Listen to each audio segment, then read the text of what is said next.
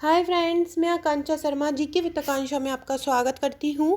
Friends, आज हम MPPSC mains के क्वेश्चन देखने वाले हैं। हिस्ट्री के क्वेश्चन देखने वाले बहुत बहुत बहुत इंपॉर्टेंट क्वेश्चन हैं जो आप यहाँ पे देखेंगे।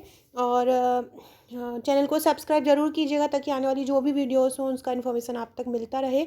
और इसके अलावा आप हमारे व्हाट्सएप ग्रुप से जुड़ सकते हैं जिसकी लिंक आपको डिस्क्रिप्शन में दिख जाएगी। कल 1 तारीख को हमारी एप्लीकेशन लॉन्च हो रही है। उस एप्लीकेशन के थ्रू आप हमारे सभी नोट्स ले सकते हैं। उस एप्लीकेशन के थ्रू आपको पेड वीडियो भी मिलेगा जो हम मेंस के लिए स्टार्ट कर रहे हैं। तो 1 जनवरी से वो एप्लीकेशन लॉन्च होगा। तो चलिए स्टार्ट करते हैं। पहला क्वेश्चन है, थोड़ा बड़ा कर लेते हैं तो आपको स्पष्ट दिखेगा। मुगल कालीन सैन्य व्यवस्था का वर्णन करो। 6 नंबर में अगर आपको ये आ गया है, अब 6 नंबर में आया है, लिखना भी पूरा है और 1 पेज में भी लिखना है, जल्दी जल्दी भी लिखना है ताकि हमको पता है कि हमको 6 नंबर के क्वेश्चन को बहुत कम टाइम देना है। तो हमको ये सभी करना है। तो कैसे करेंगे? सेकंड बात, नीरज शर्मा, आपका मैसेज आया था मेरे पास, कमेंट भी आया था कि मैं एक ऐसा वीडियो बनाऊं जिसमें मैं ये बताऊं कि आप प्री के साथ मेंस की तैयारी या मेंस के साथ प्री की तैयारी कैसे कर सकते हैं। थोड़ा सा टाइम प्रॉब्लम के कारण आज मैं वो वीडियो नहीं बना पाई हूँ क्योंकि वो वीडियो थोड़ा बड़ा बन जाएगा। मैं कल पक्के से आपके लिए वो वीडियो लेके आती हूँ। तो मुगलकालीन सैन्य व्यवस्था का वर्णन करो। तो शॉर्ट शब्दों में हमको लिखना है, सैन्य व्यवस्था कैसी हो? मजबूत हो, सुसज्जित हो और संगठित हो। सैन्य व्यवस्था कैसी हो? मजबूत हो, सुसज्जित हो और सुसंगठित हो। 3 प्रकार की सैन्य व्यवस्था मुगलकालीन थी। एक थी मनसब व्यवस्था, एक थी डाक प्रथा और एक थी सैन्य विभाजन। अब हम इन तीनों के बारे में थोड़ा थोड़ा सा पढ़ लेंगे। सबसे पहले हमने क्या लिखा? सैन्य व्यवस्था सुसज्जित और संगठित 3 प्रकार की। कौन सी? मनसब व्यवस्था, डाक प्रथा और सैन्य विभाजन। अब मनसब प्रथा व्यवस्था मतलब, मनसब मतलब होता है पद। मनसब मतलब क्या होता है? पद होता है। प्रत्येक अधिकारी को मनसब दिया जाता है। प्रत्येक अधिकारी को मनसब दिया जाता है मतलब होता है कोई विभाग दे दिया जाता है। मनसब जात व्यक्तिगत मतलब वेतन तय होता है। में मनसब जो होते हैं 2 प्रकार के होते हैं, एक होता है जात और एक होता है सवार। जात मतलब होता है व्यक्तिगत जिसका वेतन निश्चित होता है, और सवार होता है जो सैनिक दायित्व होता है जिसके ऊपर। ये 3 श्रेणी के होते हैं। 3 श्रेणी कौन कौन सी? प्रथम श्रेणी, द्वितीय श्रेणी और तृतीय श्रेणी। अब हम पढ़ते हैं डाक प्रथा। डाक प्रथा क्या होती है? गुणवत्ता लाने के लिए। सैन्य विभाजन जो है 4 भागों में किया गया है। कौन कौन से?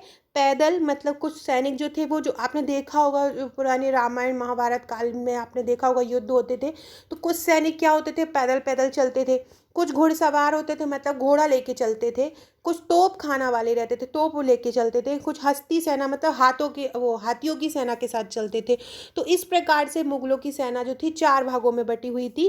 पैदल सेना था, घुड़सवार सेना था, तोप खाना था और हस्ती सेना मतलब हाथियों की सेना थी। उपयुक्त विवेचन सेना के सुसंगठित स्वरूप को बताता है। जो हमने लिखा है वो सेना के सुसज्जित संगठन को बताता है। तो इस प्रकार हमने लिखा मुगलकालीन सैन्य व्यवस्था में क्या लिखा, कैसी थी सैन्य व्यवस्था, कितने प्रकार थे, जो मजबूत सुसज्जित संगठित है वो किस प्रकार से बटी हुई थी। तो मनसब प्रथा थी। मनसब व्यवस्था को 2 भागों में बांटा, जात और सवार। जात व्यक्तिगत होता था जिसका वेतन तय होता था। सवार में प्रथम द्वितीय तृतीय श्रेणी अलग अलग सैनिक दायित्व होते थे। डाक प्रथा गुणवत्ता लाने के लिए संगठित किया जाता था। सैन्य विभाजन 4 भागों में था, पैदल, घुड़सवार, तोपखाना और हस्ती सेना मतलब हाथियों की सेना। उपयुक्त विवेचन सेना के सुसंगठित स्वरूप को बताता है। आपको इसी प्रकार से 6 नंबर के आंसर लिखना है। आपका पेज भी सुंदर दिखे और आप जो आंसर लिख रहे हैं वो भी आप अच्छे से लिख पाए। अगला क्वेश्चन है, अबुल फजल द्वारा वर्णित अकबर की सुलह कुल नीति का वर्णन करो। ये हमको पता कैसे चला कि अकबर ने सुलह कुल नीति बनाई? हमको अकबर कालीन या कोई भी मुगल कालीन या अशोक कालीन, मौर्य कालीन मतलब कोई भी जानकारी हमको साहित्य द्वारा, ग्रंथों द्वारा, लेखों द्वारा पता चलती है या उनके सिक्के द्वारा पता चलती है। तो इसी प्रकार से ये जो हमें अकबर की जो सुलह कुल की नीति थी वो हमको पता चली थी अबुल फजल के द्वारा। तो क्या बताया अबुल फजल ने ये उनकी सुलह कुल की नीति के बारे में। तो अबुल फजल ने सुलह कुल को प्रबुद्ध शासन का आधार बनाया, श्रेष्ठ शासन का, एक व्यवस्थित शासन का आधार बनाया। फ्रेंड्स, हमारे जो भी नोट्स हैं मुख्य परीक्षा के, प्रीलिम्स परीक्षा के, इसी तरह बहुत ईजी लैंग्वेज में कवर किए गए हैं। ये इतने आसान है कि आपको एग्ज़ाम टाइम में रिविज़न करने में, पढ़ने में बहुत सरल लगेंगे। सेकेंड बात, मैं बार बार वीडियो में बोलती हूँ कि बहुत सारे दुकान वाले हैं जो इंदौर, भोपाल, जबलपुर या और भी कहीं पे पीडीएफ्स ले ली है बच्चों ने और उनसे कॉपी करा के आधे अधूरे नोट्स रखे हुए हैं, वो आपको बेच रहे हैं। भले ही वो आपको कम दाम में मिल रहा है, लेकिन उसके साथ ना तो आपको पेड ग्रुप मिलेगा, ना आपको हमारे टेस्ट मिलेंगे, क्योंकि paid group is more important, क्योंकि वहाँ पे मैं आपको करंट टॉपिक देती हूँ, वहाँ मैं आपको इम्पॉर्टेंट क्वेश्चन देती हूँ जो आपके एग्ज़ाम के लिए बहुत इंपॉर्टेंट है। तो आप वहाँ से ना लें कृपया करके, आप मुझे व्हाट्सअप करें, आपको जो भी नोट्स लेना हो तो मेरे पास ही आपको उपलब्ध होंगे, मेरे नोट्स और कहीं उपलब्ध नहीं हैं।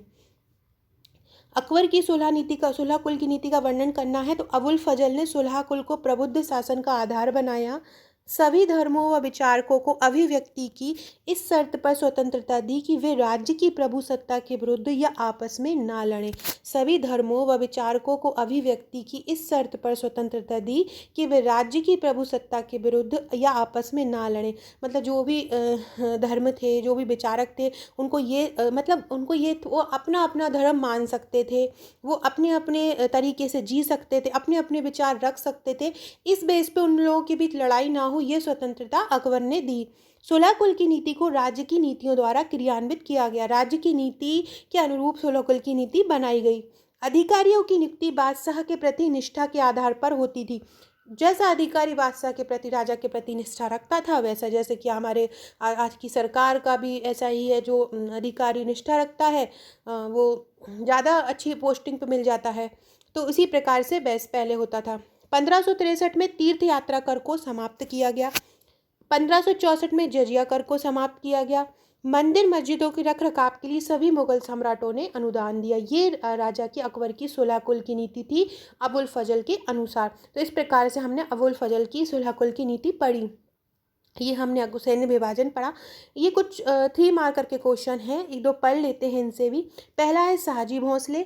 शाहजी भोंसले कौन थे? शिवाजी के पिता थे। 1636 ईस्वी में बीजापुर की सेवा में ये चले गए थे। अहमदपुर की सेवा में सैनिक रूप से इन्होंने सेवा आरंभ की। तो ये हमने शाहजी भोंसले के बारे में पढ़ा। नेक्स्ट है संभाजी। शिवाजी के बाद ये मराठा छत्रपति बने। शिवाजी ने इन्हें पनाला के किले में कैद किया, औरंगजेब ने इनकी हत्या की। नेक्स्ट है राजा राम। राजा राम मराठा सरदार थे। साहू का इनको प्रतिनिधि घोषित किया। जिंजी को मराठा साम्राज्य की इन्होंने राजधानी बनाया। मुगलों के विरुद्ध ये जो मुगलों के विरुद्ध थे, ये मराठा राजा राम जो थे। तो ये राजा राम के बारे में हमने पढ़ लिया। फिर शिवाजी द्वितीय के बारे में पॉइंट लिख लेंगे। राजा राम के ये पुत्र थे। शासन इनका 1700 से 1707। ये इनकी संरक्षक इनकी माँ ताराबाई थी। मुगलों से स्वतंत्रता संघर्ष इन्होंने जारी रखा। जारी रखा।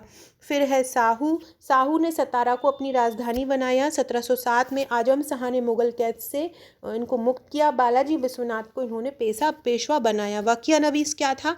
तो मराठा साम्राज्य के जो अष्ट प्रधान थे, आपने 8 मंत्रियों का जो समूह था वो वकिया नवीस कहलाता था। वर्तमान गृह मंत्री के समान ये रहते थे। दरबार की सैनिक कार्यवाही का ये विवरण करते थे। सो फ्रेंड्स, ये थे हमारे आज के क्वेश्चन। फ्रेंड्स, ये हमारे प्रीलिम्स का पैकेज है, आप देख सकते हैं 16 बुकलेट है। इन 16 बुकलेट के साथ आपको एक व्हाट्सअप का पेड ग्रुप मिलेगा, एक वार्षिकी की पीडीएफ मिलेगी जो करंट अफेयर का पूरा साल भर का रहेगा, जो तैयार हो रही है, जल्दी आपको उपलब्ध होगी। हमारी टेस्ट सीरीज़ जो स्टार्ट हो रही है जिसमें आपको 10,000 प्रश्न रहेंगे, 100 टेस्ट रहेंगे। फ्लैट टेस्ट नहीं रहेंगे, टॉपिक वाइज टेस्ट रहेंगे और 10 से 20 आपके फ्लैट टेस्ट रहेंगे। तो वो इतने इंपॉर्टेंट क्वेश्चन है कि अगर आप उसको भी लगा लेते हैं तो काफ़ी हद तक आपका कवर हो जाएगा। तो आपको अगर आप ये नोट्स लेते हैं तो उसके साथ आपको 50% का डिस्काउंट मिलेगा। ये है पूरी प्रीलिम्स की 16 फाइलें। इसके अलावा ये हमारा प्रीलिम्स का और मेंस का पैकेज है जिसकी 61 बुकलेट आपको मिलेंगी।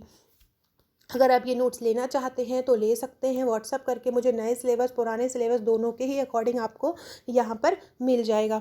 सो फ्रेंड्स, वीडियो अच्छी लगी हो तो लाइक शेयर ज़रूर कीजिएगा। और जिससे अभी आप पढ़ रहे थे वो हमारे मध्यकालीन इतिहास के नोट्स थे जिसकी सॉफ्ट कॉपी की प्राइस 300 रुपये है और हार्ड कॉपी की प्राइस 500 रुपये है, तो आप उसको ले सकते हैं।